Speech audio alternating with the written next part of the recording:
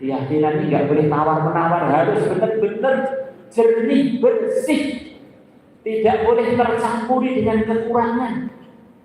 Kita berkewajiban meyakini selain Allah itu hakikatnya nggak ada, diadakan oleh Allah. Tuhan itu hanya satu, yang mengatur hanya satu, yang mendatangkan apapun hanya satu, yang menahan apapun hanya satu, yaitu Allah. Selain Allah itu ciptaannya Allah, diatur oleh Allah, dimiliki oleh Allah, ditentukan oleh Allah. Akhirnya menimbulkan satu kesimpulan, waktu susah, waktu bahagia, saya memang selalu berhajat kepada Allah 24 jam. Sampai kita usaha, waktu kita bersama istri kita, bersama anak kita, bersama sanak kerabat kita dalam kondisi bahagia, hati kita harus selalu mengatakan, saya walaupun dalam suasana yang begitu aman dan tenang ini, kalau nggak ditolong oleh Allah, saya akan hancur. Begitu pula kalau kita di lautan, tiba-tiba kapal kita pecah, kita terombang-ambing di lautan, hati kita harus mantap. Kalau saya ditolong oleh Allah, maka walaupun di tengah lautan akan ada solusi dari kesulitan-kesulitan yang sedang saya jalani. Waktu suka duka, hati itu hanya bergantung kepada Allah. Akhirnya hidup itu nyaman para hadirin, para hadirat, karena tahu bahwa segalanya sumbernya dari yang maha satu, dari Allah saja. Kalau Allah sudah tolong saya, sudah beres segalanya.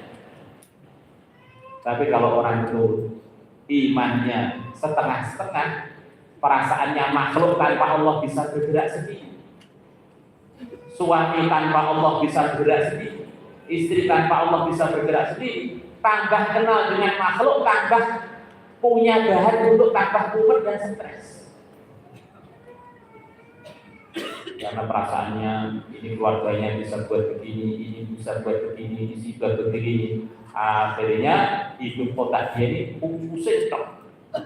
Kata-kata para ulama, di dunia ini yang bisa hidup tenang hanya orang yang tauhidnya mantep. Kalau orang setengah-setengah perasaannya makhluk bisa buat sesuatu, baik untuk kebaikan atau keburukan tanpa Allah, nanti akhirnya akan rusak. Dan untuk menuju ridho Allah, jalannya hanya satu, 24 jam, ikut yang mulia Nabi besar Muhammad Sallallahu Alaihi Wasallam.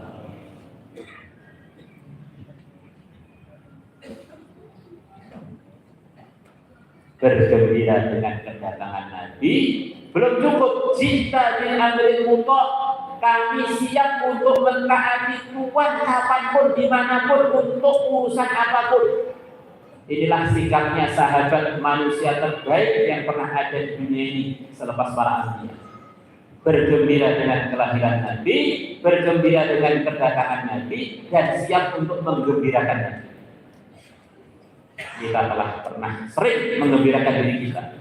Hari ini saya ingin bergembira makan sate, gulai, rencengan. Besok saya ingin bergembira makan es teler, makan apa itu, rawon Ponorogo, makan sate gulai, makan nasi gulai. Besok saya akan menggembirakan istri.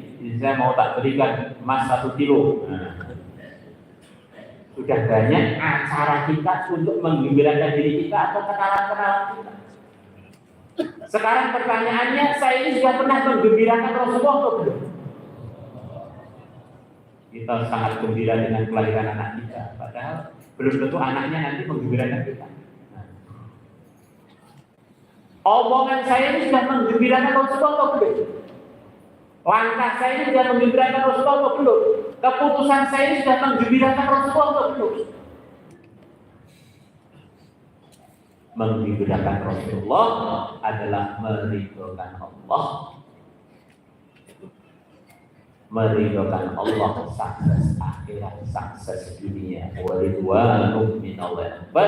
Ridhonya Allah adalah lebih besar, lebih agung, lebih mahal, melebihi segala yang diajarkan Nabi.